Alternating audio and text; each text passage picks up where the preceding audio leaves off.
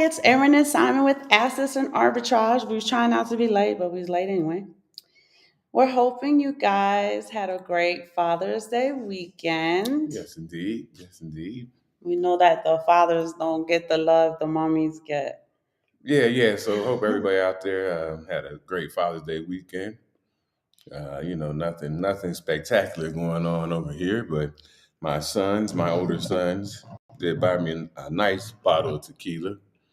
So we'll show, if I can show it, some Patron Cristiano. I guess that's how you say it. Cristalino, yeah. Cristiano. Cristalino. So Patron Cristiano and we all took a shot as men, and for them it was a little hot on the chest, but for me, I've been doing this for years. So You yes. have to tell him. You have to tell them the Simon men tradition. I don't get involved, y'all. Which is what? What y'all do? As far as taking a shot? Yeah. Birthdays. Yeah, we do it on birthdays. So it's 1, 2, 3, 4, 5 birthdays. So we got to do it 5 times there. And even for the young one, but he don't take a shot, but we do one for him. He gonna drink his little juice box or whatever. And then But he still cheers. He take his little juice box. Yeah, then we do it on Father's Day, things like that. And so we had a good Father's Day. It was real quiet. They ate some food. I relaxed. Everybody relaxed. Got some stuff doing. Getting ready for this new week, right? So want to jump head first into this new week, right, with excitement. Yes, and I hope you guys have been working on your sketching out your Q3 starting July 1st. Mm-hmm. Those goals, the things that you're thinking about getting done, your objectives. Yeah, it's Q3. A very important quarter because you can still bring it home. Yeah, it's really what they like to say, the beginning of the second half, right? So Q1, Q2's over. It's halftime. This is the second half of the quarter, second half of the year, I should say. So you really like to finish the year strong if you can. And Q3 is so important because Q4 is really kind of truncated, shortened, right? All the holidays in Q4. Between Thanksgiving all the way up to the holidays, the Christmas time. And so a lot of stuff is shut down. A lot of places we know will stop doing things December 15th and won't even start again until like that first Monday in January. Like the 6th of January or something ridiculous. So Q3 is very important because Q4 is shortened. And it's hard to get a lot done. You really want to be coming in cruise mode on Q4 with everything that you have done through the first 3 quarters. And really, I use Q4 to map out Q1 because, again, we like to start strong. Simon and I like to start strong. Q2 and 4, they're like I call them our water quarters, and meaning that we can tread water during those 2 quarters. We start to swim real hard in January and in July, January 1st and July 1st. Yeah. But April 1st and October 1st, we can kind of tread water a little bit, float, and still get 4 times the things. We can get 4 years of things done in this one year. In those quarters, you take assessment of what has been done when you were going hard in Q1 and what you want to see going forward. And so, like we always say, be stacking your stats, stacking your ounces, anything else today. We'll start off easy till we get some people in the room. Let's start with the Bitcoin price. Still doing our little dance right here. Bailamos con Bitcoin at 66,000. But for those of you who haven't checked the chart, we'll just show it to you real quick, fam. That's a daily chart. You're seeing some volatility. Well, just so they can see it for the day. For the day, yeah. For the day, for the weekend. Some things going on over the weekend. So right here, you're looking at a daily chart, some dips right there. You see that sharp dip right there all the way down into 65s, right? So you get that's a good time to stack some ounces if you had some cash on the sidelines.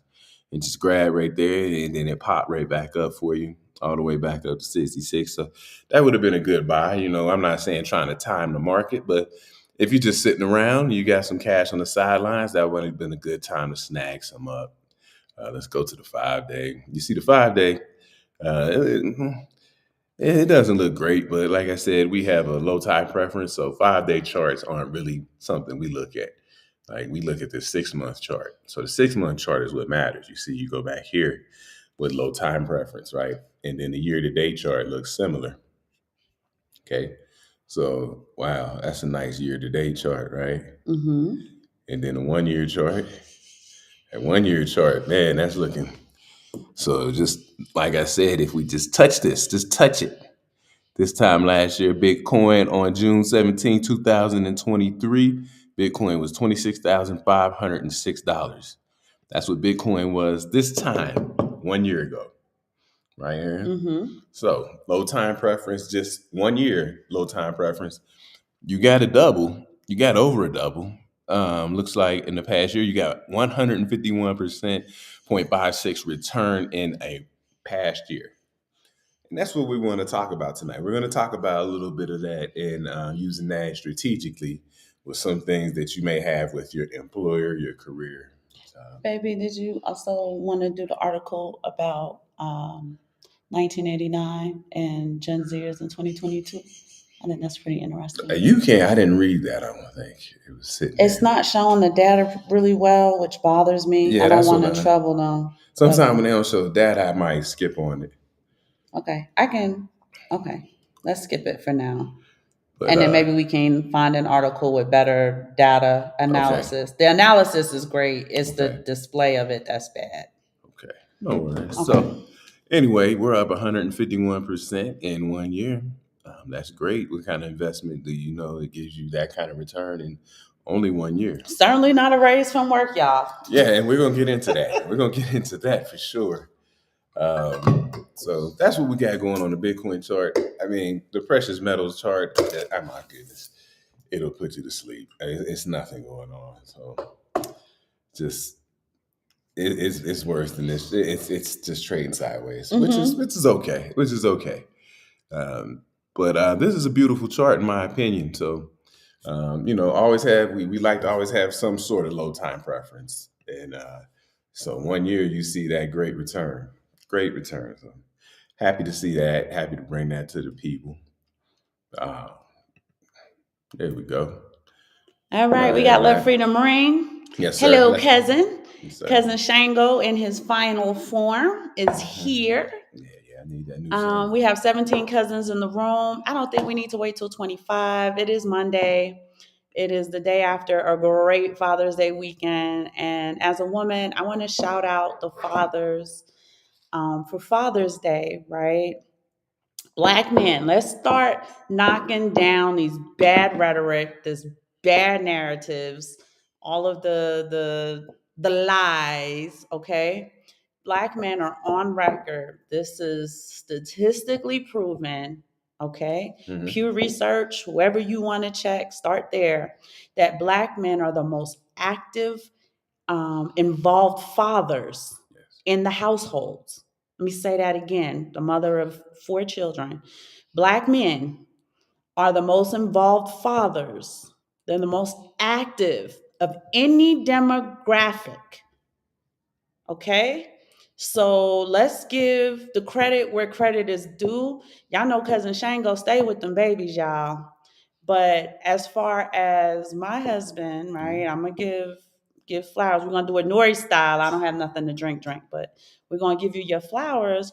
Simon has been helping me with bottle feedings, breast pumpings, bed rest. Back in the day. He has delivered every single child that has come from my body. So, just understanding how detailed and involved. Cut the umbilical cord, make sure I didn't die. I almost died with the last baby, and he was all over that. Y'all ain't gonna leave me with 3 small children and a new baby, right? He helped, the crash team figure out what was going on with me, and changed my life, but saved my life a couple times.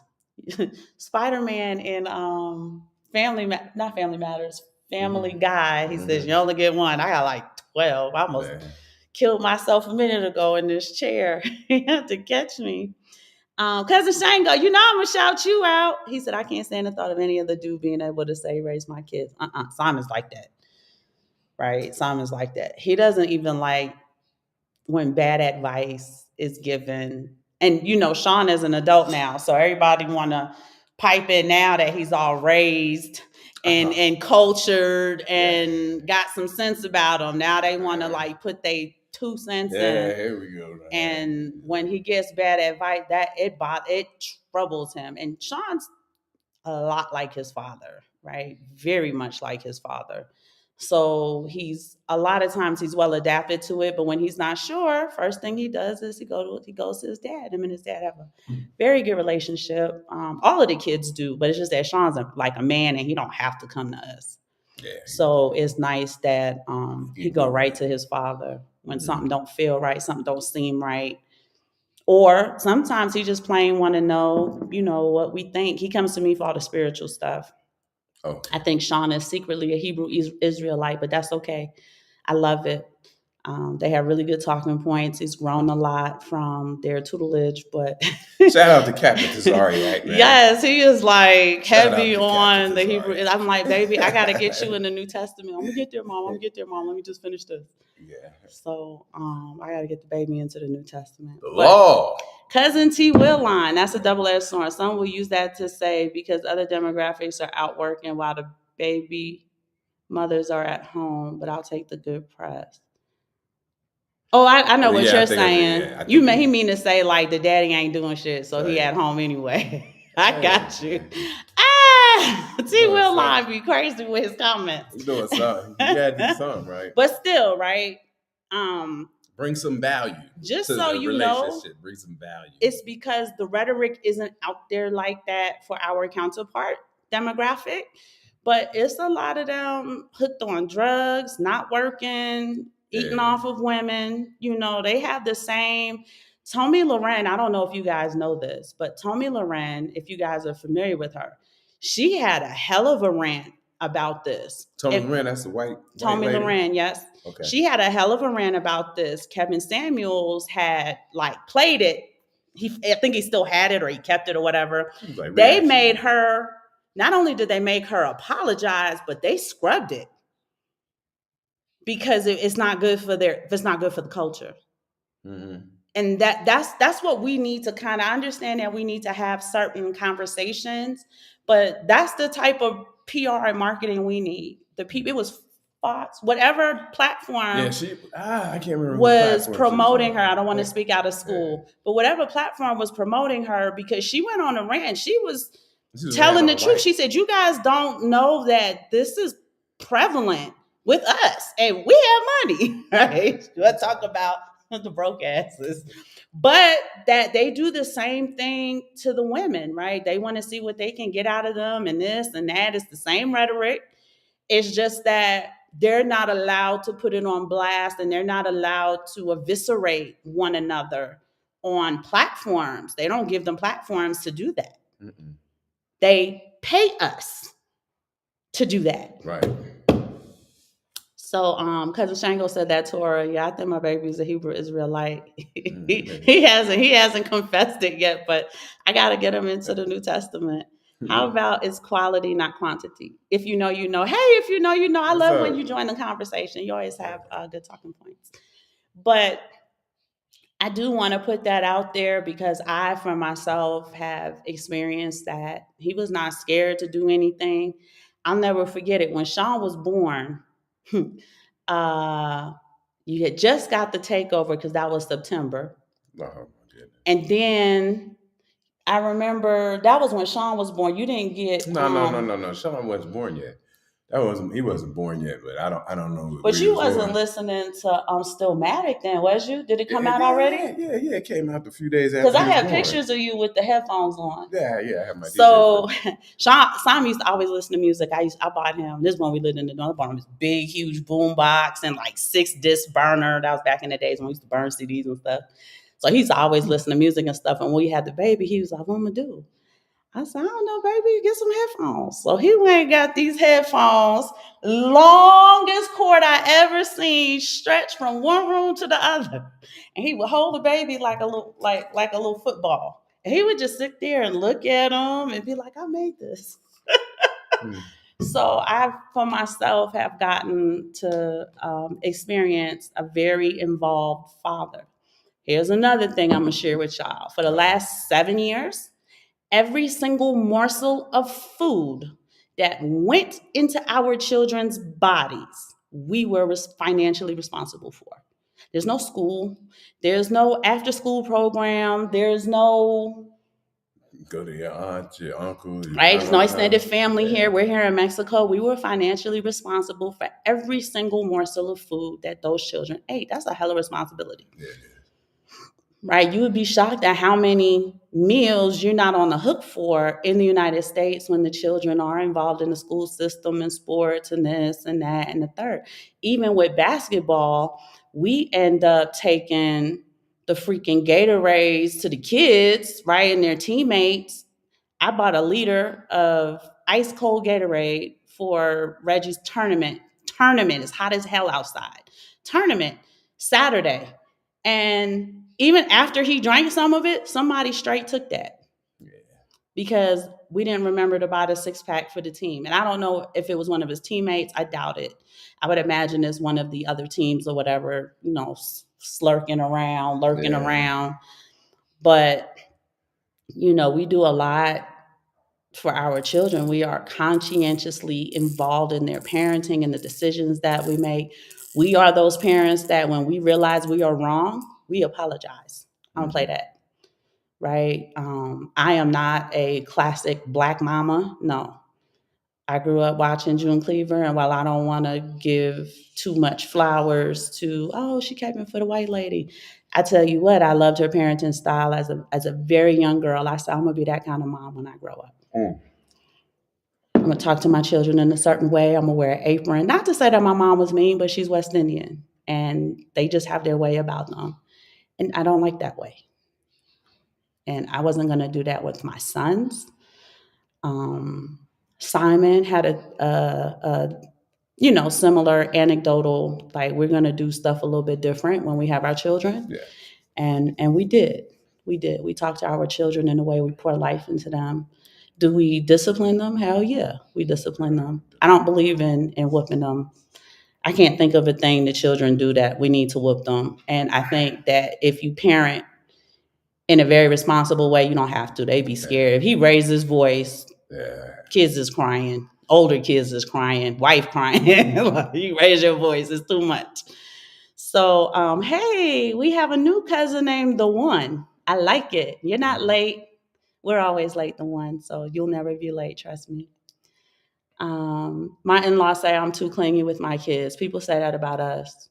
I kind of got sick of it and told them, look at how much my kids love me versus how much y'all's don't. It's a little below the belt, but it is. And we spend a significant, we have to, we're our own tribe. Yeah. But it's very conscientious. And Sean and Reginald and Junior Sean has a job, but he doesn't make a lot of money. I mean, we backfill the hell out of him. But they walked all over. They went to 4 liquor stores? Because Sean had it in his mind that this was the best tequila. I don't know. He doesn't know much about. Good, but he thought this is top of the line tequila, and he blew his whole paycheck to show his father that that's what he means. Yeah. So he said, I'm not new. My name changed. Oh, it's Todd. Hey. Okay, I got you. He got a new handle. Oh, okay. It's Cousin Todd. I haven't seen you in a while. Thank you so much for joining. Yeah, thank you. But when y'all come in with new handles, you got to lead with that. Yeah, you got to lead with that.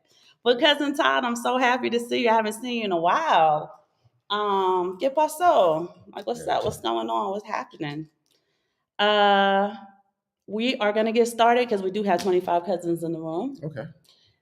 First and foremost, we want to talk about, because we are heading into quarter 3 on July 1st, and we are, Cousin Shango, when you're not in your final form. I know it now, though, when I see it, when you're not in your final form. But that's why I always introduce you when you're in your final form.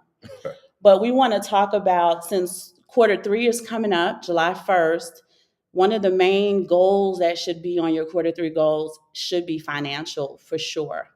And just in a way to keep up with this, what I would like to call a runaway economy. Baby's lost in thought. I'm just thinking about what you said there, runaway economy. So tell me more when you say that. I feel like stuff is getting more expensive faster than people can catch up. So it's like running away with, and I'm talking about cost of living. The actual cost to just live. Yeah, so the CPI, Consumer Price Index, will give you some numbers, some false numbers, because they don't include everything. One of the main things they don't include is the cost of rent, rent/mortgage. They don't include that. And why? Because a lot of people, that's their biggest expense. So you're going to take the public's biggest expense and not include it into the CPI, and then give us a number of what inflation is and think that that's accurate, and think that we're going to think that that's accurate, right? So, Michael Saylor says he believes inflation is 20% and above. And I agree with him. They'll try to give you some numbers now. What are they giving you now? 8 or 9%, which is higher what they're trying to give you 3 to 5%.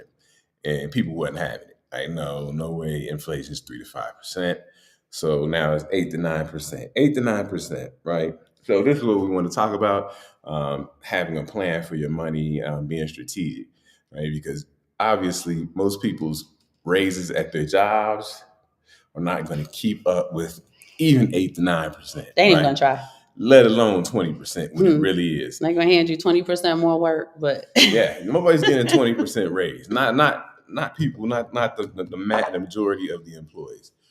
Somebody might get a nice bonus here and there, some higher level, once you start hitting that executive, start going up that level, right? You may get a bonus. But even the bonuses, they're pulling back. They're changing the metrics or matrices, because it's plural, for how people can receive their bonuses. And this is like across the board, right? Because companies are looking for ways to save. They're looking for ways to save on salary, on compensation, and benefits. They're looking ways to save.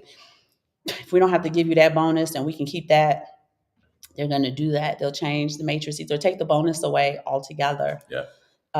Hiring freezes, right? Because the budget doesn't allow. Right now, we have to put the rec out. We have to report for the jobs report, but we're not taking anybody right now. Those kind of things. And then the actual layoffs, where they want to take back the salaries and the compensation and benefits that they put out, especially for highly skilled employees.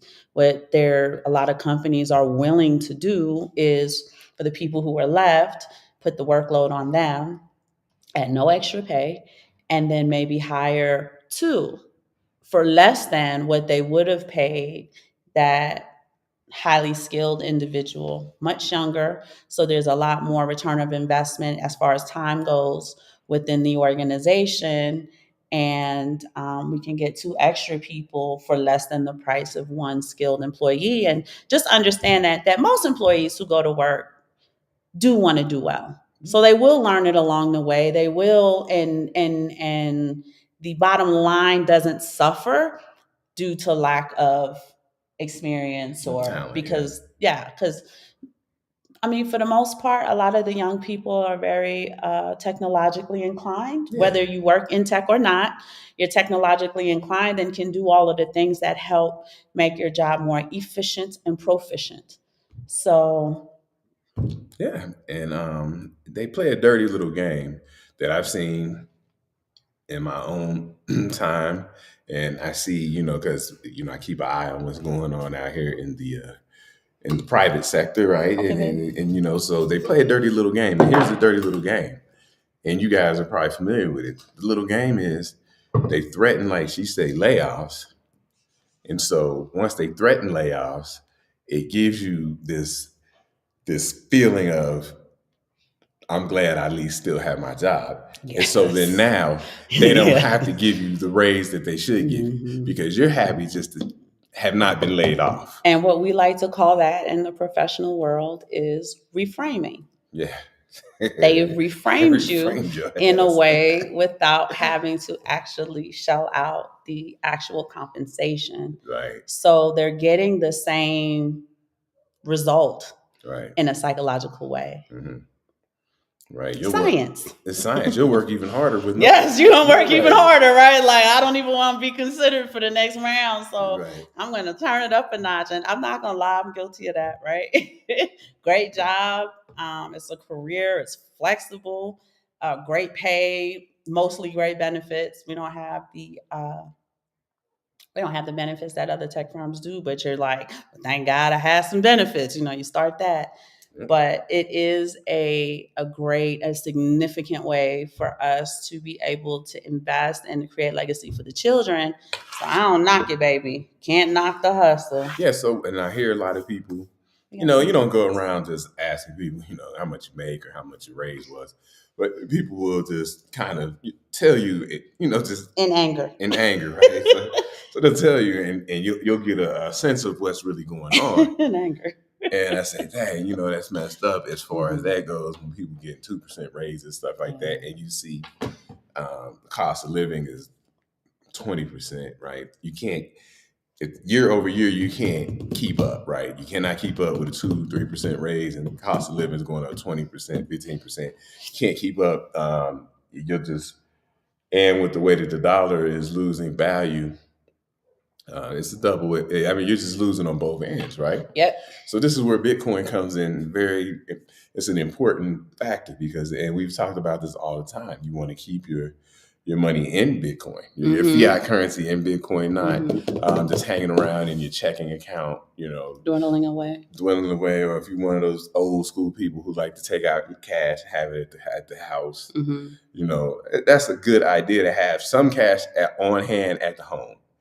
But not like I'm gonna just take not in the idea of saving. Yeah, so you're getting nothing there. Right, the emergency cash fund is different than squirreling the money away to save it. Yeah, and so you want to use Bitcoin strategically. So say you get the 3% raise, and we talk about this all the time. If you have one of those employer match programs, which people should be taking advantage of to the highest level if possible, if you can. Match up as high as your employer is willing to match. Somewhat what goes 6, 8, 10%, right, on the match. So that's free money. I mean, you're still working, but that's money that they're putting in to match your money. So take advantage of that. And also, when you have like something like a small raise like that, if you have a plan for it, and you can plan this out year over year, if you've been working somewhere, for a long period of time, you can stay in front of it, right? And you can say, okay, well, I'm gonna take this portion of my raise and it's going strictly towards Bitcoin, right? This isn't financial advice, but I'm just saying, you say, all right, I got a 4% raise, I'm taking 3% of this raise and it's going straight towards Bitcoin. And we just talked about over 1 year, you get over 150% return. Right. And so what does that turn that raise into? Right. It's a way for you to have control over your own economic policies. I want to welcome, we have 2 new cousins to the room. What's up, cousin? We have Adam Bailey. Hey, cousin Adam, and cousin Penelope. She said, beautiful family. Cousin Adam put a window, so I'm not sure. Are you just looking, you browsing? I'm not sure what the window means. If that is a window, it looks like a window. And then he gave us the prayer hands. So thank you so much, guys, for joining. There are 29 cousins at the round table. Cousin Shango was talking to his co-parent about gas prices just before they skyrocketed from $3.50 to $7. Whoa. He said it's going to drop to $4 and people are going to run around saying, thank Biden, right? It did. And then it did. And they were happy for the $4. And it's like nobody remembers that the prices were actually $3, $3.50. Let freedom ring. We need a Bitcoin economy. They will not ever do that, honey. Never do that. That would be sweet. OC Benji, hey cousin, thank you so much for joining. Hey, what's up? I don't know if cousin Adam's laughing because I thought it was a window. I'm not sure if it's a window, but he's going to give some clarification here shortly, I hope. So cousin Todd, the one, said he's a disabled veteran whose primary income is the VA benefits. And technically not allowed to invest in any IRA because it ain't considered income. We're well aware of that little disclosure. So yes, the crypto route will need to replace IRA, but you have to find your own way. The government and when I say the government, I'm going back to antiquity, right? The representation. Even God in the Bible said you don't want a king, right? Y'all read 1 Samuel. You don't want a king. You do not want a man to be over you. God even talks about it in 1 Samuel. It's a bad idea. But that's what the people wanted. So as far as antiquity goes, you have to remember that these governments or these kingdoms or whatever it is you want to call them, because it's the same spirit, it's just evolving into whatever the time is, right? Okay. They have their own self-interest, and their self-interest is not to represent you. That's a byproduct of whatever it is that they decided they were going to do with their position and their power, and they don't even hide it. They used to hide it a long time ago. They don't even hide it. And back in the days of kingdoms, they surely didn't hide it, right? They were in charge. They had all the say. They did whatever they wanted to do. There was meat, as they would say at the king's table, while the peasants begged for bread. There was even a story in the Bible where this local economy was so bad. I want to say it was Judah, but I don't want to speak out of school. But the local economy was so bad that the king was kind of riding through his land or whatever. And this lady stopped him and she's like, I want you to put this woman in jail. And he said, well, why? What did she do? She said, well, the agreement was we would cook and eat my son tonight. And the next night we would cook and eat her son. Well, I kept my end of the bargain and she went and hid her son. And the king had no idea that the economy had gotten so bad that people were eating each other. Right? This is Chronicles. And not saying that our economy would get that bad. It's really not that far-fetched, to be honest. But we notice that the rhetoric is that the people want the government to do something. You ever notice, like, when something go down, what's the government going to do? What's President Biden going to do? What's Kamala going to do? You know, we're asking freaking rappers what they think. I don't know why. You know about politics. You know, what does 50 Cent think? What does Ja Rule think? Right? Let's ask Nas. It's like, so we have to take some type of sovereignty in the thing that was discovered for us, which is Bitcoin, which allows us to have that type of, in a sense, economic sovereignty. If your employer won't give you, notice the verbiage, if they won't give you a raise, then you create one using Bitcoin. If the economy won't give you a break, right, then you create your own break utilizing Bitcoin and its gains. Right? Where there's inflationary, you now have a deflationary tool to help you create the resolution, because it has the ability to solve problems, but right now, not yet. Right? People don't have enough of it to solve a problem. Okay. But it's absolutely a tool that can resolve many of your problems. So we have a tool that helps us to resolve inflationary problems because it in itself is deflationary. It's just that we have to relearn that low time preference. We have to relearn delayed gratification. Yes, we have to relearn patience is a virtue. It's one of the virtues. And what they've done is they've conditioned the people to be a microwave society to come away from the virtue of patience. In patience, there are gains. And that's what people are forgetting or no longer know. It's not a part of their collective consciousness anymore. I come from a long line of women who like to read the universe. So, you know, those are things that my grandmother had instilled in me from a child.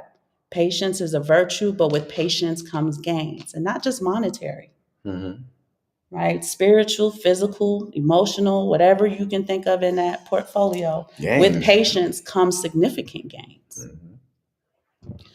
Go ahead, babes. Okay, I didn't know if you had to read. I'm gonna, because they're funny. Okay, yeah. So, cousin Adam says it's supposed to be a picture, but got framed into a window. Oh, okay, I got you. It got framed into a window. That's why he's laughing. I was like, I don't know what it is. Cousin Shango want to know where Ja is now. Y'all remember that for September 11th? He was asking Ja Rule what he thought. Cousin Shango says, I need Ja Rule to tell me what to do. Right. Cousin Shango said, man, I missed the Chappelle show. Cousin Todd, the one, said, yep, I'm flipping into cryptos, real estate, legal residency, citizenships. The inflationary, deflationary concept is bars. It is. Yep. Yes, it is. And that's good too, because you gotta be strategic in this world that we live in. Like she said, it's a runaway economy.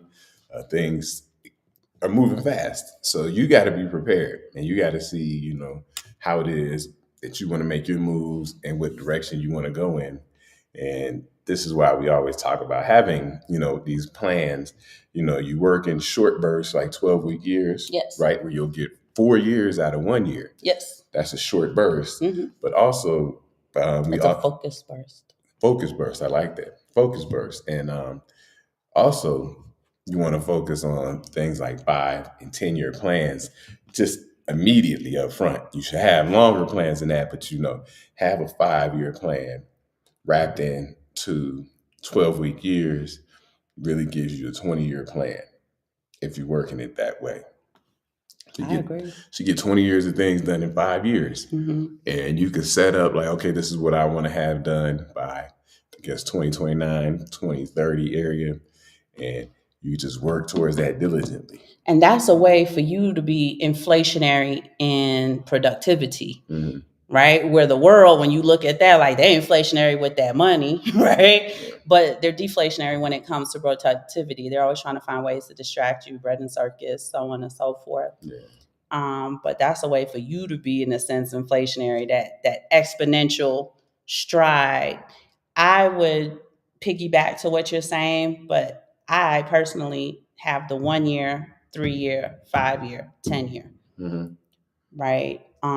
Just because for some people, especially when you're not used to doing the 12-week year, they can't see that far. Like 5 years is far for them to see for some people, especially when they're not used to planning like that. It's going to be compounded so in 20 years. Right. So you definitely always want to say, I don't even say a year. I tell people, especially when they're starting, 12 months, because 12 months sounds a lot less than 1 year, right? You broke the unit down a little bit smaller, so it feels more attainable or something? Attainable, okay. Right? So 12-month plan, right? And then I say 36-month plan, right? Mm-hmm. 60-month plan. That feels big, whether it's 60 months or 5 years, it feels big. So just to kind of get you guys going, but absolutely start with the quarter. That's where everybody should start. On July 1st, these are my objectives. I'm going to touch a financial objective, a spiritual objective, personal development objective, professional development objective. Did I say physical? Physical or health objective. Physical or health related. And I would say you can do spiritual and emotional, but I would separate the two. Something that's good for your energetic body, whether it's something you enjoy, some type of self-care or something like that. And that's just an outline, you add whatever objectives that work best for you. And leave out the ones that you're like, I'm good in this area. Mm-hmm. I don't have any objectives for it. Yeah. But for people who are starting, it's a great outline to begin with. Yeah. Simon was talking, and this article has some very interesting things. We're not going to read the whole article. I just want a major point. So they had 2 groups that they measured. One group was from 1989 of young people, and the other group was young people from 2022. And here it's talking about housing. Housing went up over 160% between 1989 and 2022. Mm. And what young adults spending for own dwellings is up over 120% before adjusting 1989 expenditures for inflation. So it was already up for them. It was up even more for the Gen Zers. And we're noticing that Gen Zers are not running to banks for a 30-year mortgage. They're just not.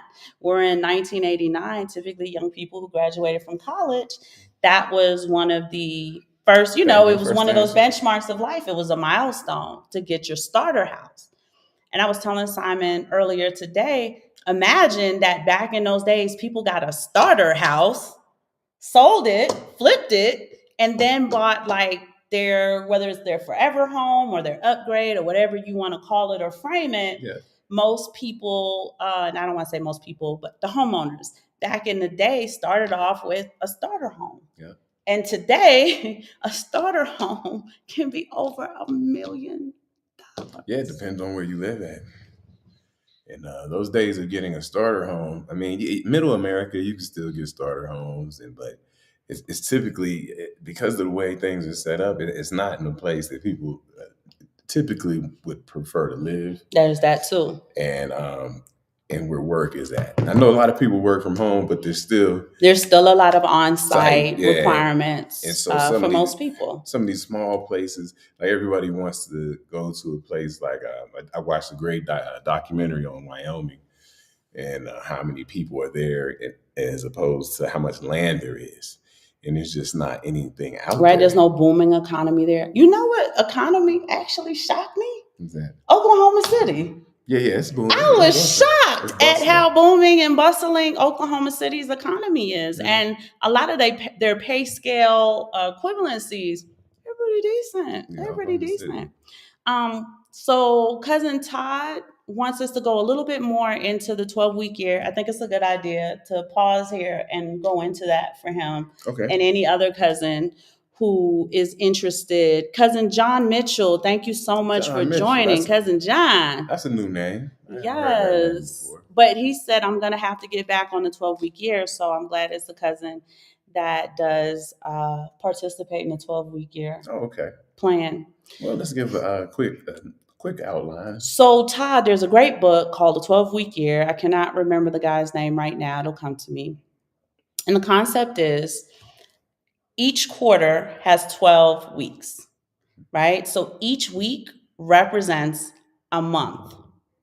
So in that week, whatever your objectives, your goals and stuff are, you're technically accomplishing 1 month of objectives in 1 week. Mm-hmm. Now, for the high achievers, we actually do what we call 13 weeks, right? So you got your cheat week. And that 13th week is there to cushion you because over the course of the quarter, right, the days, you're going to lose something here, you're going to lose something there. I didn't get a chance to do this.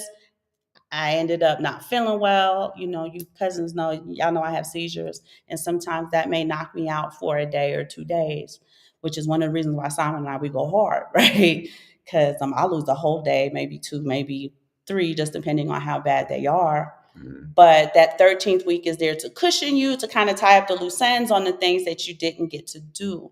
They have great planners to help you stay focused and be on track.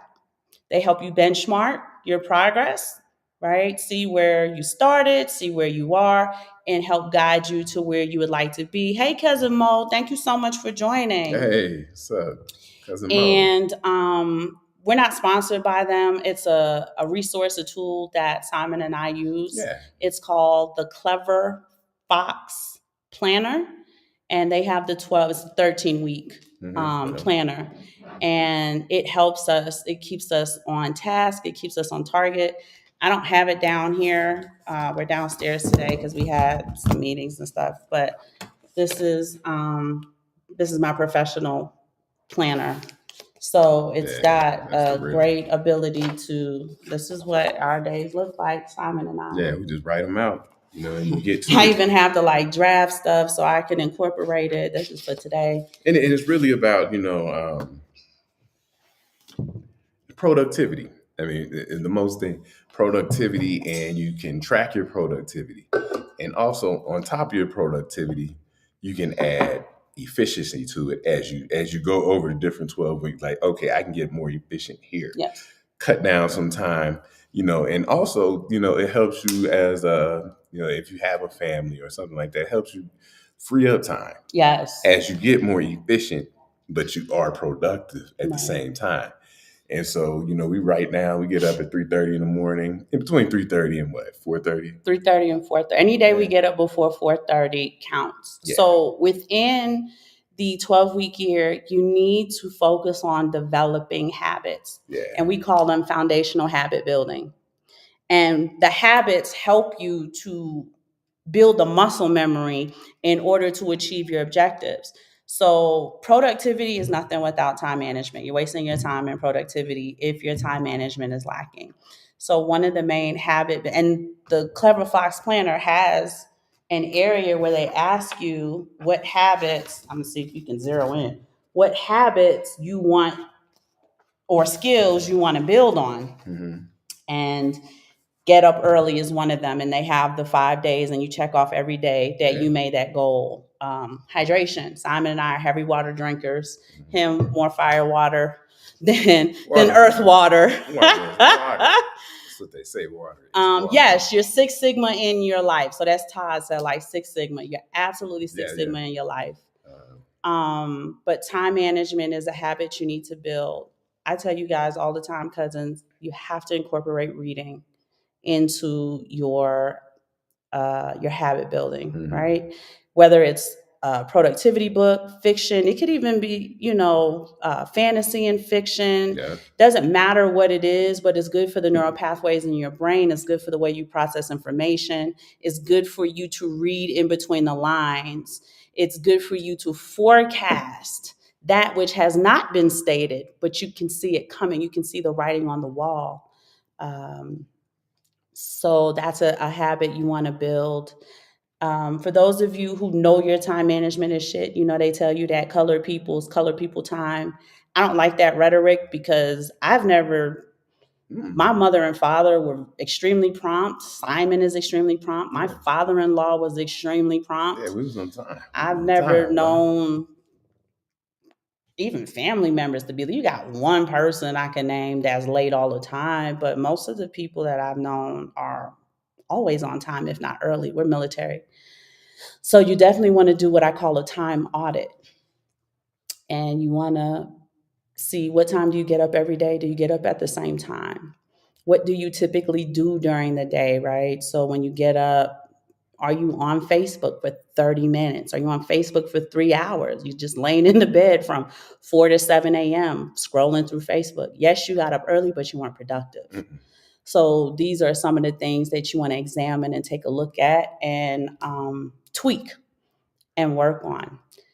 Before we move on, I do want to tell you that there is a statistic that psychologists have been promoting, or not promoting, but sharing. They've been sharing that the average person will have spent up to 20 years of their lifetime scrolling social media. And if you want your 20 years back, just be aware of that. Just acknowledge that this is one of the habits that I'm about to build. I haven't been very active on Facebook because I noticed that if I go to Facebook to do one thing, now I'm on there showing Simon this new hairstyle. So, and we're extremely, military prompt. We're like a Swiss watch, right? But even, every so often we do say, oh yeah, we got to tighten this up. We got to tighten that up. Cousin Shango say he usually has a nose in a macroeconomic or sci-fi novel. I be cheesing when I read me some Broken Money by Linda Alden. We know that's Simon's book. It's probably his book of the quarter. Right now, though, you're reading book of the 12-week year, Mental Mathematics. Well, starting on that by Dr. Nuri Muhammad. Yeah, I forget. It's a different title, but it's about mental mathematics. So Dr. Nuri Muhammad, if you are familiar with him, he is the student minister of Minister Louis Farrakhan. Yes. So that's who he came up under. And he's dropping jewels. Like I said in the last show, I'm not a person, I'm not NOI, but I am a person who believes that you can learn something from everybody. And they absolutely, do have, and they have good stuff. They do have good things as far as discipline. Be legit. And stuff like that, they're on top of the game as far as discipline, and then they don't play around, discipline with that diet.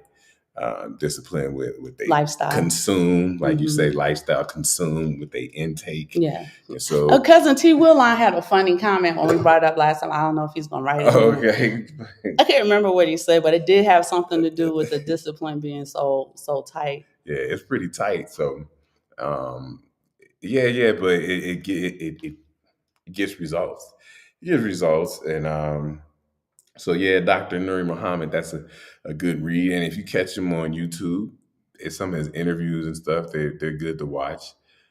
He is one I am a fan of. Yeah, and if you guys don't want to read novels or books or anything like that, a great thing for you to do or a great strategy for you to have is to create a watch list on your phone, right, on Google with articles to whatever subjects or genres resonate with you. For us, our watch list is mostly Bitcoin, macroeconomics, microeconomics, the local economy. Yes. Precious metals. So that's our watch list in addition to the productivity books we read. I try to read a book a month. I typically read about 3 books a month because they're short reads. And I do my notes, and then I add some type of implementation action plan in order to get something from the books. I tell you guys this all the time. Amazon, for you Prime members, and I know all of you probably have Amazon Prime, you are paying into an excellent program called Kindle Unlimited. You have free access. It is your digital library. You can check out up to, I want to say 10 or 20 books at a time, yes. In any genre you want to, and it costs you $0.00. I am going to ask, and you can probably get that audiobook for free, cousin. And I'm going to ask, I am a published author. I have published 4 books. Simon and I are working on 5th published work. There we are. And as an author, the time that they spend in research and information and presenting it to you and editing it and revisioning and so on and so forth, if you take the book out for free, read it all the way through. That's the only way they get paid, for you to have free access to the book. So if you guys are taking books out, checking out books on Amazon Prime, please read the book all the way through. If you find a book and you're like, I'm not feeling this, please at least flip all the way through to the end so that the marquee says 100% read and that author can get some type of compensation for their work. I think that's very important to support people in that capacity when you're getting a free resource. Okay. I agree. I definitely agree with so that. We talked about reading habits. It could be articles, don't have to be novels. Yeah. Time management, health, right? You can't do any type of productivity if your health is not in order. So that should be a mandatory on everybody's list, whether it's water, or raw fruit with seeds in it, vegetable with seeds in it, whatever your objective is, you should definitely incorporate that. For some people, it's, I'm actually going to do the vitamin supplements or whatever. I'm going to add colloidal silver to my objective. Yeah, shout out to Billy Carson. I like him though. So definitely be working on your 12-week year. If any other cousin wants a bit more information and you want to do a quick FaceTime, we don't charge when we talk to you guys, but if you want to dig a little bit deeper and you need help getting your Q3 sketched out or outlined out, you guys can email me, and Simon and I will set up a FaceTime with you and we'll help you get going in the direction that you envision. Especially because the Q3 is so important. Yeah, so, free of charge, right? Q3 is a big one. It's a big one. Simon Family Investment Ventures will never sell you anything. We do have a book coming out, which you guys will be free to buy, but we will never sell you our time or anything like that. So I just want you, especially if you get messages from us and stuff like that, we don't. That's not what we do. We'll never present you an MLM or anything like that. That's not how we get down. That's not good. And what we want to do is empower you to have the information and the resource for free so that you don't get entangled with the MLMers, scammers, and people who are trying to exploit you some which way, shape, or form. Yeah, you got to, because, I don't want to go too far off of the subject, but I don't know how new people are in this space. and whatnot. But so many people have come into the space that you have to, if you're not a Bitcoin OG, you gotta vet them. You gotta vet everybody. Now we've been in the game, so we know the names that we've seen around for years and years and years. So we know when you see somebody that, oh, that's an OG that's been around since 2015. And we have a relationship with a lot of them. So. Yeah, so and then you just see some Johnny come latelys, and it's like, man, who is this person talking, all this big stuff, and we ain't never heard of you in the build up. So there's some OGs, some OGs sitting on a whole bunch of Bitcoin. Those OGs because they make OG moves. And two, you should also be wary of people who like to flex, right? If they're showing you yachts and Lambos and this, and if you do this, you can live like me and be like me and so on and so forth. You got to remember the internet is still a box of ethereal people, right? You don't know who that is for real. So you definitely want to just kind of keep that in the mind. Some people, because we have the videos and stuff like that, you can put out any persona you want on the video. Yeah, you can. And on social media and stuff. And sometimes that entangles people. And then you hear the shout, as my mom would say, it's the same we have in Guyana. When you hear the shout, that person is not anything that they said or do. You want to make sure that the proof is in the pudding. And a lot of that is listening to what they say. Listening to what they say and seeing what they do, right? And how they live. People charge you ridiculous amounts of money to come with. I'll show you how to invest. I'll show you how to trade. I'll show you how to buy. I will. You pay me to teach you how to buy Bitcoin, or you can buy Bitcoin from me. And it's like, no, we can't, ma'am. Yeah, and it's just like you got people like Michael Saylor, who is a rocket scientist. Rocket scientist. And he'll give you all the free information that you need. Hours of it. Lynn Alden gives away hours. She even has a free newsletter, Cousin Shango. I don't know if you know that. Every 6 weeks. And that thing is comprehensive. But you can pay for a more detailed newsletter, and you know how detailed she is. Yeah. So one of the things that the cousins always say about us is the authenticity, right? We're extremely transparent. You can go on, my Facebook isn't a professional Facebook. You go on there and do your research, see who we are, where we live, how we live, the things that we do. But you also recognize game in the things that we say. Okay. We do 2-hour shows 3 times a week. When people are lying, the more they talk, the more the truth comes tumbling out of their mouth. This is true. Good, bad, or indifferent. But just keep that in mind, as especially when people are soliciting some type of financial gain from you, some type of financial exploitation from you.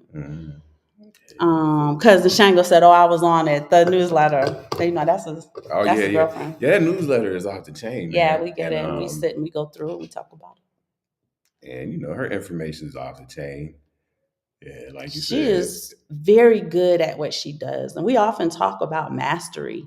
Lynn Alden's mastery in finance macroeconomics is unprecedented. Really. So with people like her in the space, that's somebody, that's vetted out. You can go. She's not on YouTube as much as most other people. Man, they give her a hard time though. When she get on there, she's dropping some gems. She got some great interviews. Because I think she would be a lot more visible and give a lot more information if they weren't so asshole-ish in the comments. And so, somebody like her, she's an OG. If you're looking for OGs in the Black community, this network is a good place to find some OGs, some old school cats who've been here for a while and not just jumping on something, man. Because I see so many people just jumping on stuff, and you just... Even if you give them a chance just to talk to them, and they don't even know the basic things when you ask them certain questions. They don't have answers for it. That's why I said the more they talk, the more the truth comes tumbling out. And you don't do this for real. You're regurgitating points, which you've heard. The other thing, and this is the last of the little rant, is I'm a published writer, so I'm heavy on cite your source. You don't have to be the smartest person in the room. Meaning, if you heard somebody else say something that resonated, was deep, it was profound, don't steal their talking point for your platform. You guys know I often say, even if I can't remember the content creator, I'll say, I was watching Facebook and it was a young lady, forgive me if I don't know her name. And then I will, right? So it doesn't sound like Aaron's coming up with all these profound sayings and things. And, I read this in an article and here's the article, right?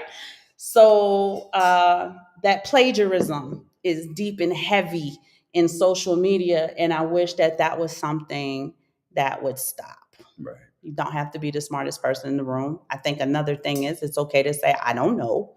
There are a lot of aspects and areas of Bitcoin, cryptocurrency, projects, altcoins that I'm not familiar with. We cannot be all encompassing. My genius isn't all encompassing. So it's okay to say, no, you know what? I'm not familiar with that DeFi project. Tell me more.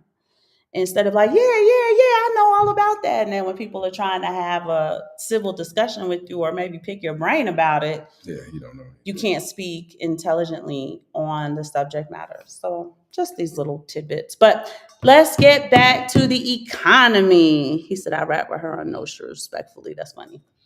Yeah, right. So talking about Lynn Alden. Oh. So we want to talk about, in addition to the trouble we have with raises, we understand in a very inflationary economy, we have a great deflationary tool that we want to utilize. And what we want to do is help you reframe how you can get the raises and the gains you deserve. We are not financial advisors. We do not give financial advice, but just understand that you have a tool that would allow you to create your own economic policy in your household, in your domain. This is true.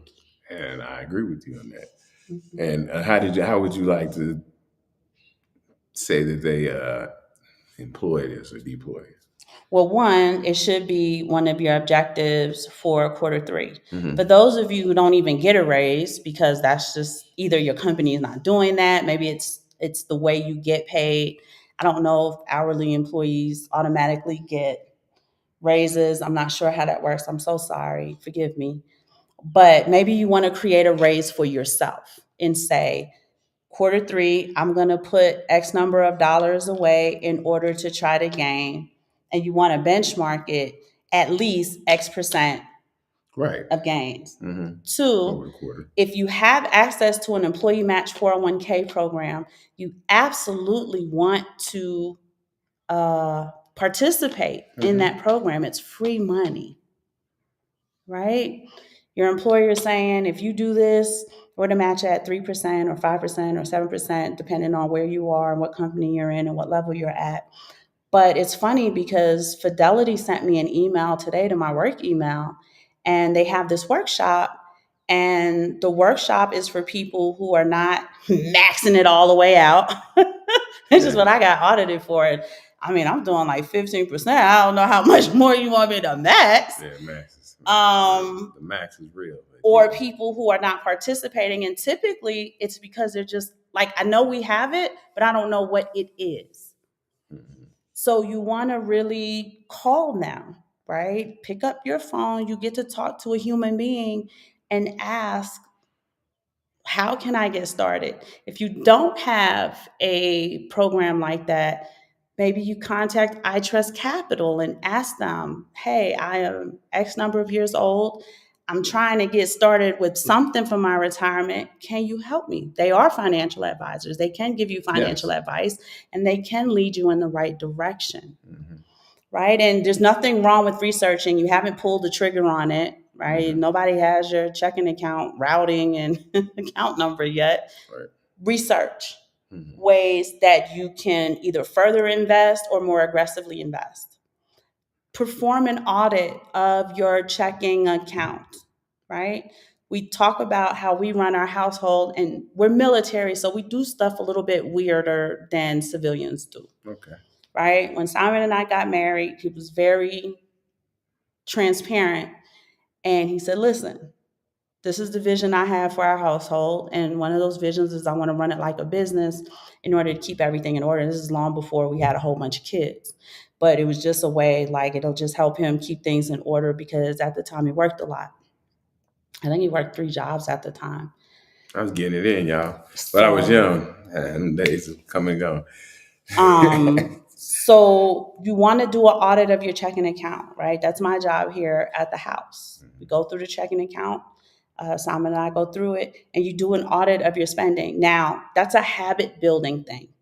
We still do it because we got used to doing it. But originally, when we started doing the audit of our checking account, it was to see the spending patterns, right? If you cannot make more money, spend less. Where can you spend less? Start with Amazon, ladies. Right? If there's a whole bunch of guys on here and y'all got wives and girlfriends and you're in some type of partnership with somebody, start with Amazon. You can spend less there. Okay. What type of miscellaneous spending are you doing? Are you an impetuous spender? So are you the type that's bored, goes out, goes window shopping, and has to buy something right now? A great tool for you to employ, and this one that we do. If I go, let's say, on Amazon and I see something that I absolutely love, the deal is if I wake up the next morning and that is the very first thing on my mind, I can go ahead and purchase that item. Okay. If I browse 100 items, 24 hours later, probably 98 of them are not on my mind the very next day. They just sit on that wish list. I don't need it. It's not something I need now. Maybe I'll get it later on, but it's not that important. There's probably only 2 items out of maybe 100 that it's like, I absolutely need this. We're going to get it. And, you know, if you want to have some discipline, how about you guys, instead of going to Amazon, how about you guys go to atmex.com and browse over there? Okay. How about you browse on some you know, some 5-ounce, even if it wants to be something fancy, you know, and get some a nice 5-ounce, get a kilo bar if you want to go shopping. Go shopping on the precious metals market, please. Please. That's a good idea. Cousin BK Crypto, boom, guess who stepped in the room? Coming from the Shaolin now. Well, he's in Brooklyn. He's not in Staten Island, but y'all get the idea. But cousin BK Crypto says stop the automatic payment subscriptions. Hulu, Netflix, HBO Plus, Paramount, Disney Plus, NBA League Pass. This is the last game tonight, right? y'all. So the idea was a lot of people thought they were saving a significant amount of money by doing away with cable, right? And going to the streaming. It's going to be cheaper. I have access to all of these things. And then Netflix turned into like 25 different platform streams. Yeah, and it adds up. It's nickel and diming you away. You know, people gonna come in. You know, our brothers, and we're gonna come in football season, so we gotta have the NFL. You know, the best NFL. I forget what it's called. The kids get an NFL ticket or something. It's NFL ticket, I think. And now the good thing about the kids with League Pass is that they just get it for the finals, so I don't pay for it all year long. Yeah. Right. So they just get it and that's fine. Sean has a job now, and I think didn't Sean give you some money? Mm-hmm. So I think at the time he didn't have any in his checking account, so he gave his dad some money to use the card. But, you know, keep those things in mind. Simon and I, we don't watch any of that. We have it for the children. We have Disney, Netflix, and I think either Paramount or HBO Plus. I can't remember which one. I'm pretty sure it's HBO Plus. It's HBO Plus, yeah. So you don't need Hulu and all of that other stuff. That's enough. And the Disney Plus is for the 2 little ones. Obviously Netflix for the little ones too. And HBO Plus for the older ones. So, you know, keep that in mind, or establish a budget for it, which is what Simon typically does, right? He bakes it into the budget that is the children's entertainment, and that's that. When you audit your checking account, you want to look at your expenses, right? So like your car notes, car insurance, school loans. Oh, goodness. Right? How much are you paying? What does the interest look like? If you owe the IRS money, that's another huge expenditure. And just kind of, because that's baked into your budget, but you want to keep an eye on those expenses when you're looking at your checking account. Y'all ready? How much do you eat out? Cousin Todd, the one, said Amazon and Rappi. I don't know if you guys are familiar with Rappi in America, but Rappi for us is basically Uber Eats. But it does everything, right? So Rappi can deliver. If Simon forgot his water cooler at home and wanted it at work, I could give it to the Rappi guy to take it to Simon at work. So they have like an all-encompassing delivery system for people.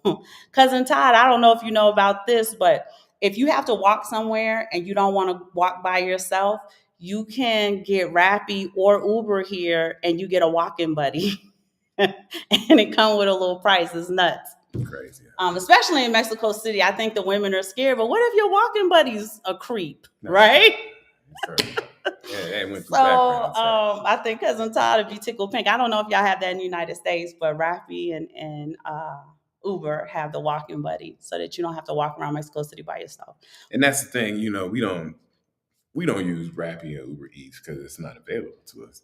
But it adds money that you're spending. Yeah, DoorDash for what? For what? To eat. Well, I know to eat, but consumption. Consumption, okay, but I'm not trying to say laziness, but it just makes so that you don't have to get up and actually cook something. So you say, I'll just go ahead and order this or that. And I will tell you, even though groceries are very expensive, the cost of groceries and actually cooking the meal is cheaper and hygienically safer, right? Because you always take a risk when you go out to eat. Than DoorDash, Rappi, eating out. But you definitely want to audit how much you eat out. Mama Simon, y'all, I cook 6 days a week and sometimes 7.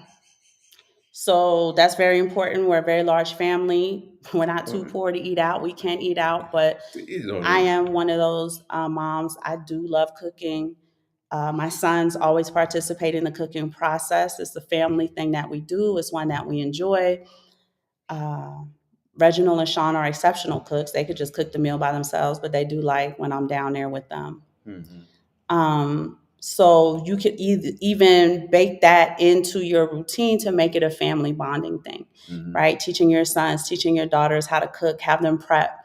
They don't necessarily have to, make the ribs and the rib sauce for you, but you can teach them how to maybe julienne vegetables, how to dice onions or tomatoes, finding teaching moments. I'm sure Cousin Shango could speak to this, finding the teaching moments and establishing a cemented bond with your children in cooking and making that a routine.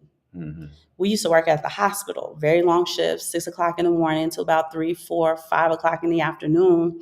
And Simon and I had a tradition where we are going to sit as a family and have dinner. But even as young children, they were involved in helping to cook, and they thought it was fun. They had their little aprons, their little chef hats. And, they used to do little stuff like peel the onion, peel the garlic. They were really young back then. Basic stuff. But we made it a point. So you're not too busy to bake certain things into your routine. And it's good for the family. Eating out is a huge expense that people overlook. We talked about the subscriptions when you're doing your checking account audit. Can we think of anything else? I'm going to say, if there's a woman involved, clothes, shoes, hair, and nails. Those are huge expenditures. Is there somewhere where that can be cut back? Right. Now they have these great ways where you can do your own acrylics at home, right? It's this little tube. It has the guide. You press it down. You let it dry. You put it under UV light. You let it dry. And it saves you $100 to $300 for the full set. I'm missing 2. I have to go get mine done tomorrow. But here, when I go get my nails done, it's $10 US. Doesn't cost anything here. And very often I will do my own nails. And Black people, and I'm sorry, we're not trying to bang on you women because you guys are 80% of the consumers. Conspicuous consumption. You got to talk about that. All this conspicuous consumption, people like to wear their wealth and stuff like that. That's a killer. That's a killer. I just watched a video this morning of a very efficient product. Sorry, y'all, I can't speak. Productivity? Yeah, he's into productivity. He's efficient. I'm sorry, man. Who is it? I can't remember his name, but white guy, real sharp, clean cut, takes care of. But what he was saying. Oh, when he was talking about outsourcing, gotcha. I know what he's talking about. Yeah, he was talking about outsourcing, but he also was talking about wearing a uniform. Yes. Like it's kind of wearing the same, whatever you do, just kind of wearing the same clothes. And so that's one less decision you have to make. And you would be shocked, especially women. Y'all know how long it takes for us to kind of put an outfit together in our mind. Do it match our purse? Do we have the belt to go with the shoes and all of that other stuff? So believe it or not, I do have a uniform. I have the same kind of type of outfits. It makes it easy too. If my husband wants to buy me a gift, it makes it easy for him to pick out stuff for me to wear. He picked out this nice tank top, keep me cool, and some tights. So like I don't wear jeans or anything like that, but I do wear a lot of dresses. Yeah, so having a uniform, just not even having to think about what you're gonna wear tomorrow. It's same old, right? Same old. If you got some different things, if you got to switch it up and do something, have a meeting, so you got your suit or whatever. And you guys notice that the Deca millionaires, they do that, right? So Gary Vee, that's his uniform. It's going to be, to me, it feel like a Walmart t-shirt, but I'm not sure. Shout out to Gary Vee.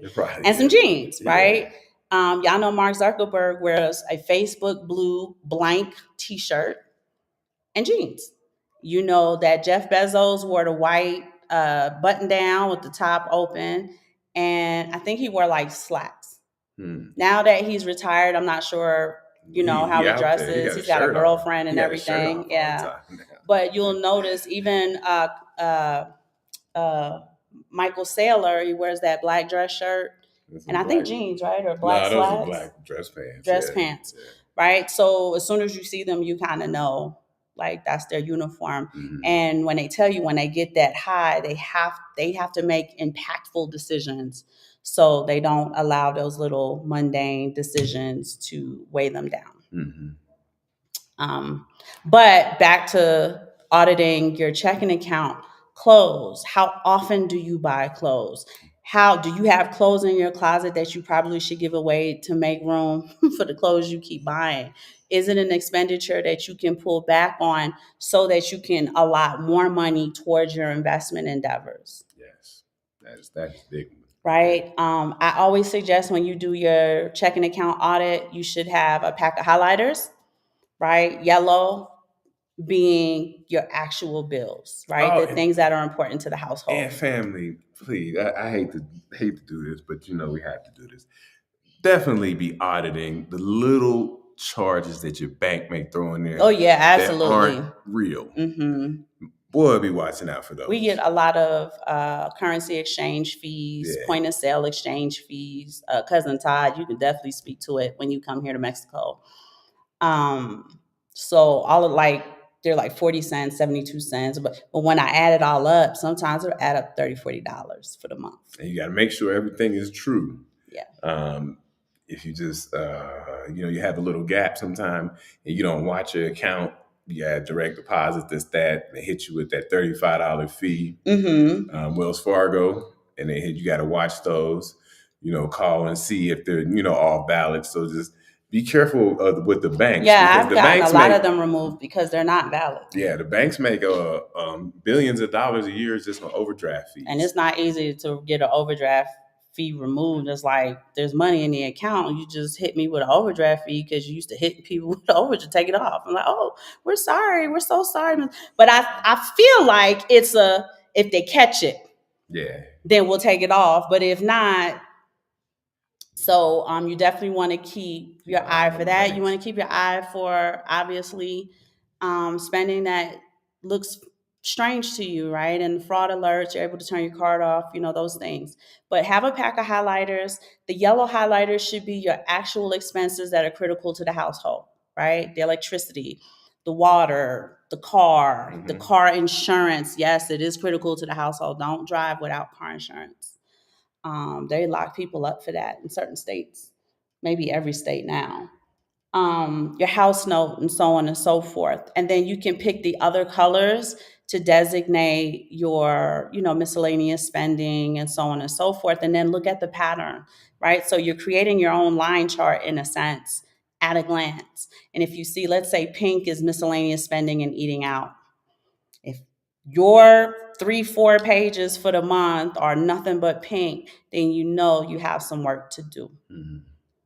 Right? And the first step is to be able to identify it. And once you identify it, then you can acknowledge it. And then once you're able to acknowledge it, now you can establish a plan and say, even if I just did half of the spending, right? Mm-hmm. I'm not asking you to go cold turkey if you have a spending issue, but even if you said, if I took half of this money, I can put it towards Bitcoin or precious metals or whatever altcoin I'm into, in a way to preserve for the future. So it's delaying something right now in order to have a great gain in the future.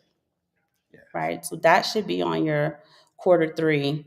And you should, if in Q3, it would be a great idea. I'm suggesting that maybe you audit the entire quarter too, instead of just the last month.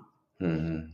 Right? So what did your spending look like from April 1st to June 30th? Mm-hmm. And it might be some stark revelations in that spending. Yeah, and also, unfortunately for people who may still celebrate the holidays, some people do still celebrate, some people don't. You'll see an excess of spending in that area. Around the holidays. He's right. How much did you spend on Father's Day? How much are you going to spend for that barbecue on 4th of July? How much are you going to spend for the Juneteenth barbecue here on Wednesday, or actually this weekend? Yeah. Likely Wednesday, because a lot of people do have it off, but a lot of people still don't. Okay. Are you going to celebrate Wednesday and this weekend, right? How much does that cost you? Entertainment. And especially going into like Thanksgiving, Christmas, Black Friday, and all that kind of stuff. A lot of money. Where they're encouraging you to spend. Valentine's Day, sweetest day for my Midwesterners. How much money are you spending to be involved in this trend? We don't even celebrate Christmas anymore. As big as the family is, we don't celebrate it anymore, right? There's no tree, none of that. Even though we have a little one, talk to the little one about it. He's good. He gets stuff all the time. It's the time for us. We just kind of have a nice meal prepared, but we're not moving into the economical rhetoric of buying a whole bunch of stuff. And if you don't give somebody something, now it breeds resentment. We ain't in all of that. So you can also, this is his domain, right? This is his kingdom.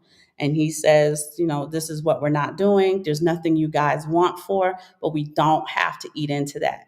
Now, what he will do is take, if there's a bonus or anything like that, and put it towards the children's inheritances, which is typically their precious metals. That's their stuff. And, by that, I even let them pick some stuff out that they think is cool. Some of the things that they and they're all for it. They don't even miss it. They're for it. Because they got everything, and then we'll buy them anything they need. And mostly it's, sports related, or, some clothes or some sneakers. Yeah. A new basketball. So to them, it's like, that's cool. That's a good idea, actually. Yeah. And you don't have to feed into all of the stuff that go on in the United States, right? They want to, program you that if you don't do this, something's wrong with you or it's weird. Children, we do not do Halloween. We haven't done Halloween in a long time. No. They know their mama think it's demonic, and I ain't about to spend no money on no and it's demonic crazy stuff. Because when I was coming up, I when the kids were younger, so maybe the first two. And maybe the first two did, but the second two. And the second one. The third one, a little bit. But I used to pride myself on seeing how many gifts I could put under the tree. For Christmas. I used to pride myself on that. And how much money we used to spend on that. And the decorations and this and that. But since we got to Mexico, Simon said, you know what, babe? You always talking to me about the Bible. I said, I was already telling you we're not going to participate in it. That is not God's holy day. It's a holiday. It's Saturday. We're not going to do it. And I'm not shaming anybody if you guys do it, but just understand that you can establish your own policy in your household for your gain, for your benefit, and not theirs. Because that is part of a wealth transfer. And they always talk about, we got to get the economy. People aren't spending. They're not spending. And the they have a name, the volition of the dollar. Money velocity. Money velocity, thank you. Mm-hmm. The money velocity isn't turning, and we need people to spend and spend and spend. Right? you guys give money to who you want to give money to, but you need us to spend. No. And you're noticing a lot of people are holding the pocketbook, right? So definitely audit your checking account. Yeah. If you guys need help with tips, right? You don't have to give us any personal information or anything like that. Okay. But if you need tips or guidance in order to get your plan established, again, free of charge, we'll FaceTime you, we'll talk it through and get you going in the right direction. But definitely work to run your home like a business. Take the time to learn a little bit of business 101, right? Learning something new is fantastic. And what in that business 101 can you bake or implement into your household? And one of them should be to monitor the expenses and the income, right? Really monitor it. You know, many people just use their debit card. There's money on there. Yeah. Use it till it don't work. Right? There's money on there. I'm gonna use it. And then you have people who put their debit card in the machine, and it's $2.63 in their checking account. Right? So we want to kind of come away from some of the bad habits that have been developed over time. So that's the auditing of the checking account. What was there was just one last thing, and we got to wrap this up, babe. Okay. Yeah. Simon has a great. Oh, I'll do that another one because that might take a while. Another day? Yeah. We can do it on Wednesday. Wednesday or Friday. Okay. Did you want to do this one? No. I was thinking about it, but because he's basically saying the same thing. Buy Bitcoin. Michael Saylor, his advice is buy more Bitcoin as the price goes down, and you can see from the chart it makes sense, right? Because Bitcoin went down on this date last year. Buy more Bitcoin. It was only 26,000. Now look what it is. So imagine what it's going to be June 17th, 2025. Imagine what's going to be 2030. So just buy more Bitcoin. If you got a little something on the sidelines, go ahead and grab it. Yeah, definitely. But find ways to find that money in order to aggressively save and make goals or rewards for not clawing back the money if you have what we call a shortfall. If you guys are going to be monitoring your checking accounts, which is a really, really good idea, you want to also monitor how often do I have a shortfall from payday to payday? How big is the shortfall? Right? So that you can start turning things around so that maybe your Bitcoin maybe you have a portion of your portfolio which helps to mitigate that shortfall. And you're not dealing in, I don't think anybody here is, but just in case, you're not dealing in payday loans.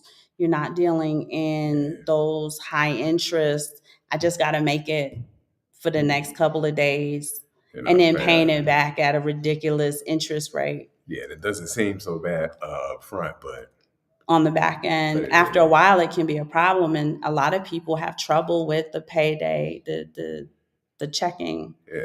What do they call it? Payday loans. Thank you. With the payday loans.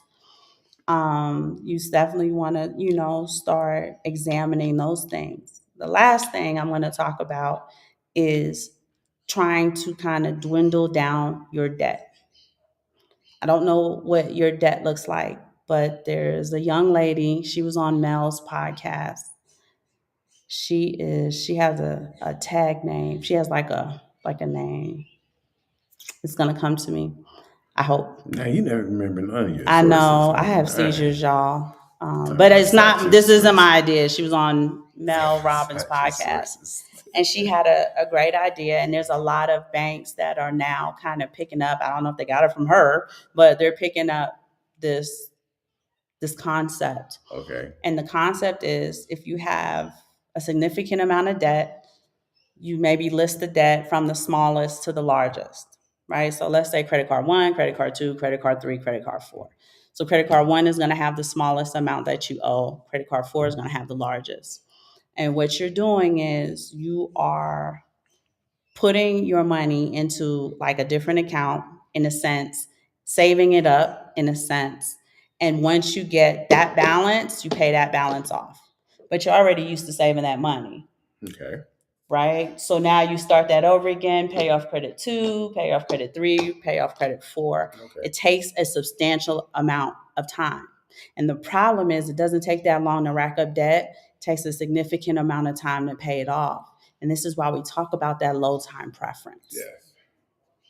But it can be done. So they have a lot of lenders now where instead of debt consolidation with a loan, what they're doing is they take your money, put it into a special savings account, which you know that they are likely getting all of the good interest from, right? Because they're holding large amounts of capital. And once they'll negotiate the debt down for you, right? So you never have to pay back the total debt. They'll negotiate it down. And once that savings account has the number, let's say they negotiated 25,000 down to 17,000. Once that savings account hits that $17,000 mark, then that debt's paid off. And you start all over again with debt number 2 and 3 and 4 and so on. And I think they typically start with the smallest amount because once you achieve that, you feel good and you're ready to take on the next one. Okay. You don't have to let these banks make money off of you. Okay, understood. You can do the same thing. Right? We're hodlers of Bitcoin, but if you needed to use your Bitcoin to help you pay off the debt, then that's just a deflationary tool that you used in order to pay the debt off. Yep. And almost like more than a match program, right? As it grows, it's like, it just helped a lot. Yeah. I only put in $50, but then, over the course of time, I look at $72. Yeah. So yeah, rate adjusted, you see that go over. Keep in mind those tactics if you have to pay down debt. And the best way to not incur debt is to not incur debt. Right? You don't need 5, 6 credit cards. You don't have to play into the credit system. Maybe have one for emergencies, but you have to be disciplined in how you utilize credit. If it's something you don't need right now, do not use your credit card for it. Do the 24-hour rule. If it's a credit card, I'm going to tell you do the 72-hour rule. If this thing isn't on your mind for 3 days in a row, don't use your credit card to buy it. I hear people often tell me that they use their credit card for experiences. Right? We put $7,000 down on this all-inclusive sandals vacation and got the works. And now that 7,000, just imagine at 28.99% because your credit's already shaky, how much you owe on the 7,000. And it's like, it's great that you had that experience, but now that it's taking you 5 years to pay back an experience you only had in 3 days or 5 days, was it worth it? And maybe it is. Maybe it's a lifetime memory, but I don't feel so. Yeah, so it's up to you. Yeah, so I mean, she pretty much broke it down. That's about all we had for today. I wanted to read the last few comments, see if everybody was cool. So cousin Todd didn't know about the walking buddy, so he's gonna try one to get some pastor tacos when you're back in Mexico. A lot of Americans are scared to use the walking buddy because they're worried that the walking buddy doesn't speak English. And then the walking buddies are probably just as intimidated because they'll be scared that they'll get an English speaker and their English is it's very awkward. Cousin Todd said the USAA is good with returning fees. Yeah, because they're all for military members. They're not trying to. They're still a bank, right? Don't be fooled. They're still a bank, but they are good at returning fees. Wells Fargo and Chase, not so much. Cousin Adam likes Palladium. Are you a Palladium fan? Cryptonomics, he's not on here today, but I think Cryptonomics is into platinum as well as gold and silver, or is it copper? Well, I don't know why you like. We've done a show, or we did a show, but oh man, baby, my memory terrible. I gotta write everything down. It might have been a couple months ago, but we were talking about palladium and the use of it. It has a secondary use. It had an industrial use, EV vehicles and things like that, the batteries. So, especially how the U.S. gets those social credits. So it's going to be on the rise, palladium. Yeah, I think they use the palladium in the processors for the electric vehicle, if I'm not mistaken. So it's probably a really good thing to look into because of its secondary industry use. Yes, indeed. This is not financial advice. We're just speculating. All right, cousins. At the height of the room, at the height of the show, we have 42 people in the room. We now have 39. It's an hour and 34 minutes. We want to thank you guys so much for your love and your support. This isn't the type of show that we're going to have 3 million views. It's just too much discipline involved in the show. And a lot of people don't want that responsibility. So, if you guys are able to, we never sell you anything, but we are asking you to like and share the content. We do have some of our experiences here in Mexico on our YouTube channel. I'm going to ask you guys to go through the channel. Sometimes the stuff's in the videos and sometimes the stuff is in the live. So definitely kind of check those two areas out when you go on our YouTube channel, and you can see the Airbnbs we stay in, some of our market adventures, some of our food adventures. I show you how great the prices are in comparison to many of the local economies and cities in the United States. So if you can support us that way, Simon and I are working on the Assets and Arbitrage Life Portfolio Series. It is going to be the extended flag theory. So in this sense, we are coming out a book to help you guys with your intentional travel, with your planning to leave the United States. Many of you have questions and want to explore the idea of that. Yes. So we are providing a resource. It is the one thing that will be on sale, but we're not going to press y'all to buy it, but we just want to make that resource available for you guys. Simon Family Investment Ventures is going to create what we call a life portfolio series. So a lot of our content will be detailed in a resource book for you to have, a tangible item for you to have. Definitely like 12-week year and productivity and discipline and stuff like that will be in the next book. We'll be doing a book on neuroeconomics and some other books, but this will be the first of many in a series to just help you guys in navigating the global world we live in. Many of you feel trapped in the cities you live in. Yeah. You feel trapped in the state you live in.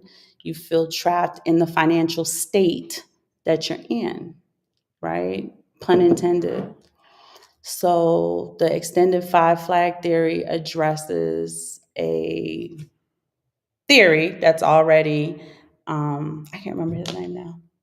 I'm not doing good today. I had okay. And Andrew Henderson. But the other guy too. Okay, so. Matter of fact, his name right here because the book's on here. But we extend that. This Andrew Henderson. Yeah, so Andrew Henderson has a 5 flag. Schultz. Okay, yeah, Schultz does a 3. I think it's Henry Schultz. He does 3. Andrew has 5. And we're going to extend that theory. I got the manuscript there on my computer. But we're just going to discuss things that you need to have your head on a swivel about, things you need to consider when moving to another country, and some other, education, family. Many of you do want to travel with children. Safety. Understanding banking and staking your money when you're applying for residency and citizenship and a variety of other questions that many of you do have when you're trying to explore cybersecurity for the digital nomads, et cetera, et cetera. So that book will be finished before the end of quarter 3. It is a major objective of quarter 3. And we hope that it's a resource that serves you guys well. Truly, we've been working on it for a while. Cousin Todd said, dope discussion, dope lesson. Let Freedom Ring said this was a great show. It was very informative. We're just asking you guys to like, subscribe if you haven't subscribed, and share the content. I know many of your family members, they're just not into it. Our family members aren't either. Right? Y'all my cousins, but notice that none of my real blood cousins are in the chat. Nomad Capitalist. Not sure about Schultz. Well, Schultz started it and Andrew extended it. But one cat I really listened to who got me taking it seriously is Vagabond Awake. I'm not familiar with Vagabond Awake. Flag Theory. Oh, okay. So we will be extending on the two. I think his name is Henry Schultz. Yeah. I have to go back into my manuscript. But you guys have a great evening. We hope you had a wonderful weekend. We hope that you celebrated the fathers in your life that made a difference. We need our men, ladies. We need them, and they need us. So we want to establish a community that is grateful and appreciative of one another. We want to kill all of that internet bullshit. And so be ready. Coming back to you on Wednesday. It's gonna be Juneteenth. Happy Juneteenth. So we'll have a happy Juneteenth celebration. We got a Juneteenth show with a great breakdown. Oh boy. From my beautiful wife. I did a presentation because they overlooked it at my organization. Got a nice presentation that just so we can get a quick historical walk down history aisle.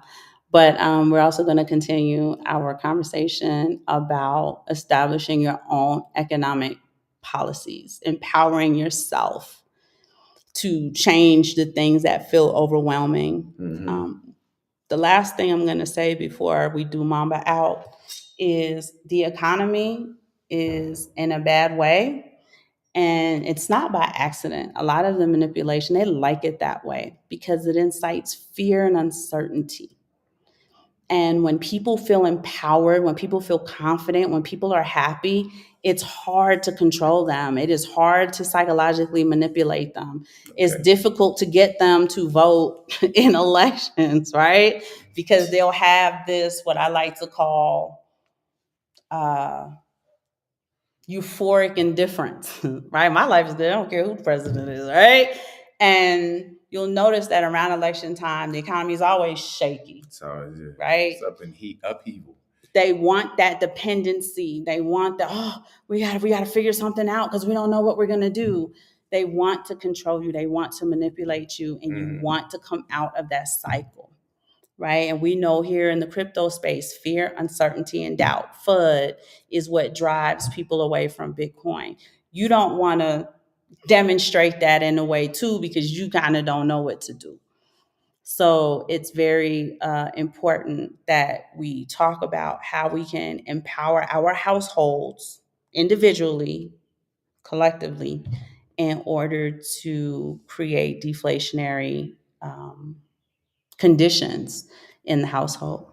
Are y'all going to Nacimiento in northern Mexico where the Mexicans celebrate Juneteenth? No.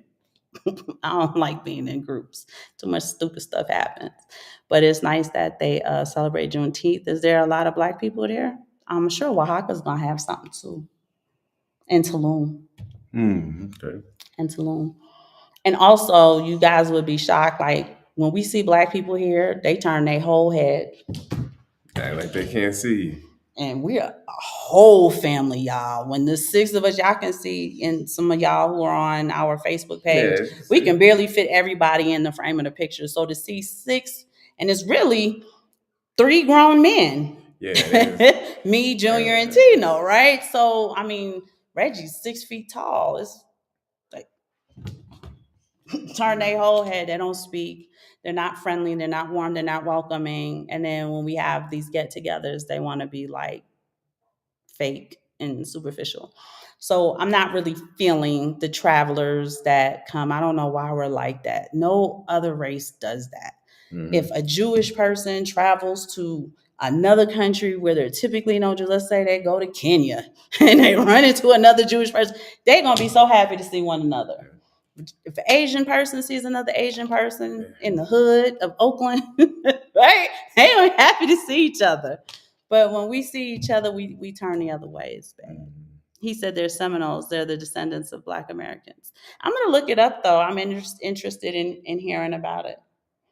But Simon and I, we typically don't. We tried to for the first 3 years. We were trying to do all of the Black events and travel. And it's a very odd, unwelcoming, we're not proud of ourselves feeling. Yeah. And I don't need to be in that type of environment. Stay my little butt in the mountain. But we love y'all so much. We are so glad that you guys are benefiting from the information. This is Simon's baby. This is his dream. This is his vision. This is what he wants to put out there as his philanthropic service, something free that's worth a lot. And he wants to give his time and his expertise to it.